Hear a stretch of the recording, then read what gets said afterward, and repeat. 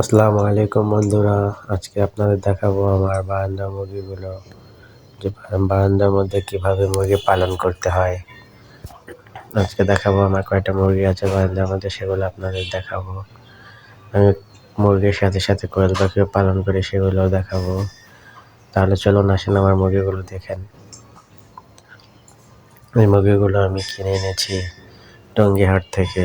তো আমাদের এখান থেকে টঙ্গীহাট বেশি দূরে না, আধা ঘন্টার মতো লাগে যেতে। তো এখান থেকে কিনে এনেছি। যে এই দুইটা মুরগি দেখতে পাচ্ছেন, এই দুইটা মুরগি গত সপ্তাহে এনেছি এবং এই দুইটা মুরগি এখনো ডিমে আসেনি। আর নিচের মুরগিটা এনেছিলাম প্রায় 2 মাস আগে।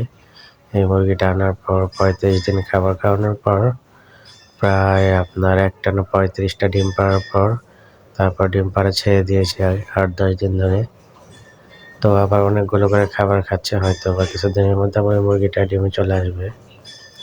তারপরে যে আমার কোয়েল পাখিগুলো দেখেন, এই যে 2টা কোয়েল পাখি এনেছিলাম, ওরা ডিম পাড়ে। ওদের প্রায় 25 দিন বয়সে এনেছিলাম, তারপর আমার কাছে এনে আরও 25 দিন পালতে হয়েছে, তারপর ওরা ডিম দিয়েছে। এখন অনেক ডিম দিচ্ছে, প্রতিদিনই ডিম দেয়। আর এই যে আমার কালো মুরগিটা, সেটা কুচে এসেছে। ও প্রায় 22টা ডিম পাড়ার পর কুচিয়ে আসতো না, তারপর আমি ওকে জোর করে কুচে বসিয়ে দিয়েছি কার্টুনের মধ্যে চাপা দিয়ে।